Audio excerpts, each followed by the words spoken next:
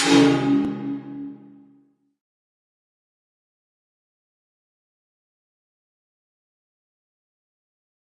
you're looking at homework. Thank you. Smart working, home working, sometimes a picture tells the whole story.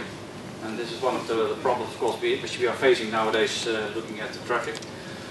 I think we have a lot of advantages in looking to smart working / home working. First of all, of course, the avoiding of traffic jams. More and more people we are seeing they are starting a few hours later, doing the email, doing their thinking work. You know, the energy curve in the morning is growing, so doing the heavy work in the morning, and after that after the traffic jams to the office and make their sensible decision in. Then of course environment. We have a lot to save, to gain, looking at that particular subject. I will go into that later. Of course, saving driving times. The question is, whose benefit is it? Of course, first of all, the employee has a lot of benefits in less driving time, but you will see later on that also the employer has a lot of benefits and see to be very careful on that. Then money savers, and then again, what's also important, improve work-life balance. And we have a lot of, we've been busy lately with a lot of research about motivation, about work-life balance, and we can see that the motivation is increased incredible in giving the average employee the opportunity to work 1 or 2 days at home. For example, we 100 employees, and the owner of the company is making the decision, well, let's work 1 day at home. And then you can see that you will save a lot of kilometers, and this will be the average saving of a company, a mid-sized company of 100 employees, will save 11,880 kilogram CO2 a year, which has a cost saving of 60,000 euros a day. Just staying at home, working at home 1 day a week. That's looking at the environment.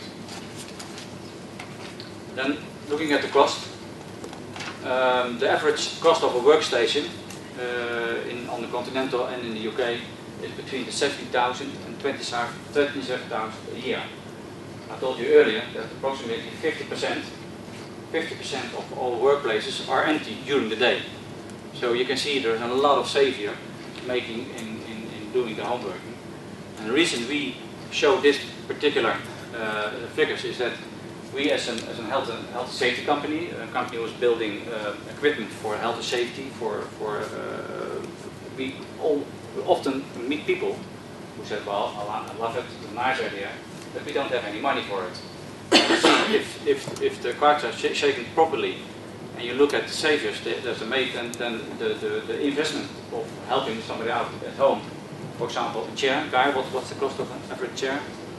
Depends on what they're looking for. Just 200 to 700. And then some stuff on the table, same amount of money for, let's say, 800 euros for an investment, and the company will save 17 up to 27,000 euros a year.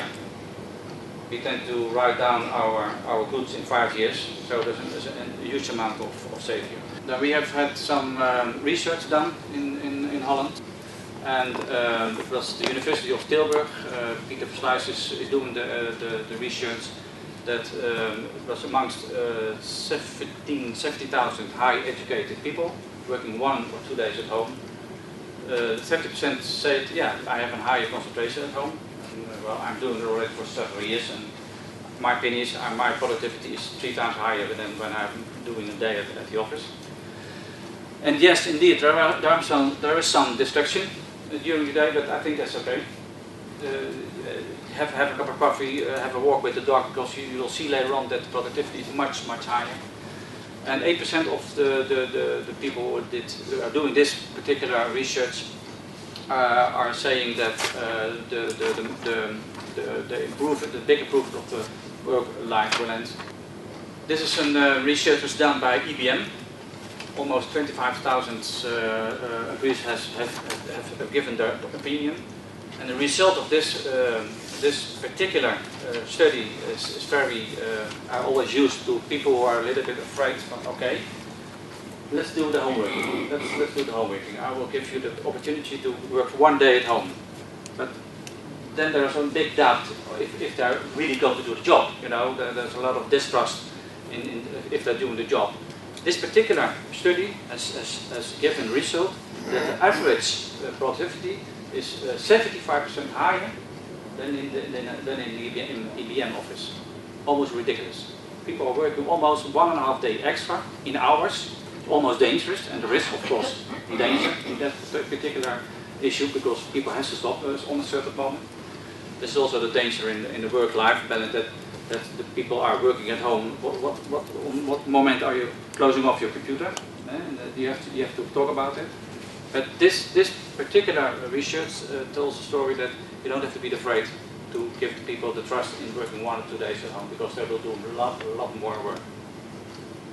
And obviously, if you then go onto the laptop, whatever size it is, and we'll come back to the sort of different size of laptop in a minute, clearly there are regulatory requirements which mean that you must, technically a laptop as defined is unsuitable and non-compliant for long-term use. Now how you interpret that will depend exactly on your own internal policies, but clearly a laptop on its own, it's just not possible to use it comfortably for any length of time.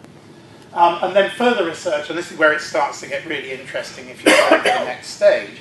Lindblad, and this is well established, 2004 was the work was done on this, looking at document at laptop holders, particularly with document holders built in, because obviously it's no good, and most of it, or many of us will actually be referring to some sort of document whilst we're using our PC.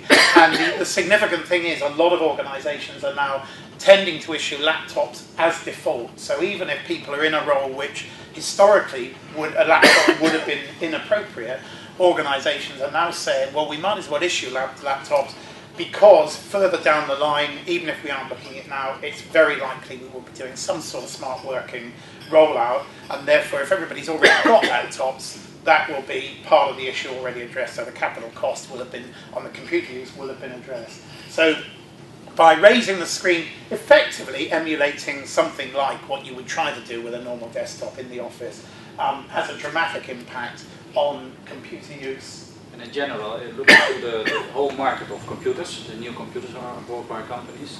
I think 5-6 years ago, 80-90% were bought as a desktop computer.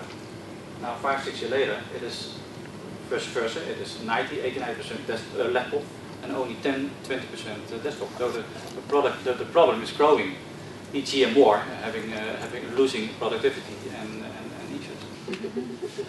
So again, just some of the further statistics we've got here about looking at University of London survey, but just look at, I won't read it out, but you can just see the numbers.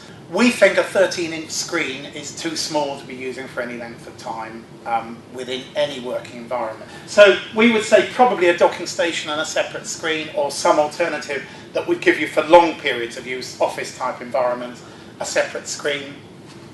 Obviously, if you've got a 17-inch, or generally a lot of people, most laptops are 15.6, which is pretty much a standard size now. I think that's a reasonable computer screen to use for a reasonable length of time. So in an office, you can have it with a dedicated laptop stand that can actually sit on the desk and be left on the desk with a separate keyboard and mouse. If you are one of these people, and this was probably, I mean, there are other scenarios, but particularly if you are really a desktop type user, but you've been given a laptop because that's policy now, then there are a number of ways one might approach it. The thing is, we've actually got one of these set up. The top one is actually the T340 again, so a dedicated desk type unit, which actually then you might want a separate screen. This is becoming very common where organisations are going over to big screens for your desktop type users, having a separate smaller screen to go with a laptop. So for example, you can have your email visible all the time if you just can't bear to be away from your email and whatever you're in the middle of. But other applications, people use multi-screen, double-screen applications are quite common now, and there are some quite major productivity issues, but that's we haven't got time. Well, the productivity will grow at 10% with one dual screen, and the most significant result of the last studies, in US study, is that you will make 33%, just 1/3, less mistake, because you're facing to the documents you're working on, and for example, my name is Peter Verdegaal. You will send me an email back, and then you have to swap your programs on the one screen, or you have my name over there, and type it over there. You can see you will make less mistake, and at the end you will have higher productivity. So 10% higher productivity, and 1/3 less mistake, which is enormous. And less mistake is less stress. And then another option, which we also find sometimes people like to do, particularly if you've got existing monitor arms within the organisation, you can get a plate to mount onto a monitor arm to put a laptop on. Now, it won't work on every monitor arm, and obviously we sell monitor arms with the plates. So one of the options, therefore, is to have your laptop on a stand and your screen alongside it on a stand. So that's another option, depending how people want to go with it.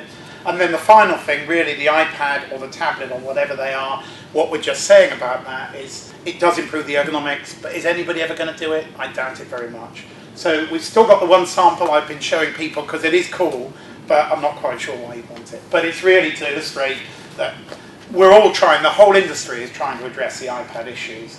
And there are some sort of little nudges along in the way of doing it. A separate keyboard for sort of reasonably continued work will help, but the reality is, if you've got a lot to do on your iPad, don't use it. I know it's gorgeous, but get back to your boring old grey laptop, because that's the way you should be doing it. This is quite an important thing just to keep in mind. This is a quote Peter actually found. I have no idea who Paul J. Mayer is, perhaps some of you know, but I just thought that was a really interesting concept.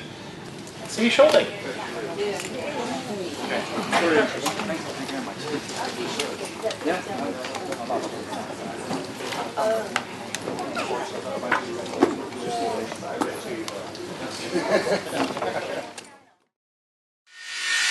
Yeah.